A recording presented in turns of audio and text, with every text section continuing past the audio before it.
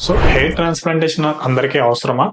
లేదు. Hair transplantation అది అందరికీ అవసరం అనేది లేదు. ఏదో పర్సనల్ ప్రిఫరెన్సెస్ గానీ, మెడికల్ నీడ్స్ గానీ, లేదా కాన్ఫిడెన్స్ ఎవరికైతే లేదో, వాళ్ళకి సిగ్నిఫికెంట్ హెయిర్ లాస్ అనేది ఎవరికైతే ఉంటుందో వాళ్ళకైతే అవసరం ఉంటుంది హెయిర్ ట్రాన్స్ప్లాంటేషన్ అనేది. సో ఎవరైతే పర్మనెంట్ హెయిర్ లాస్ తో సఫర్ అవుతున్నారో, male and female pattern of baldness తో సఫర్ అవుతున్నారో వాళ్ళు ట్రాన్స్ప్లాంటేషన్ కి వెళ్ళొచ్చు పర్మనెంట్ సొల్యూషన్ కోసం. సో మెడికేషన్స్ లైక్ మినాక్సిడిన్, ఫినిస్టిసైడ్ మనం వాడినప్పుడు ఏమవుతుందంటే హెయిర్ ఫాల్ అనేది కంట్రోల్ అవుతుంది.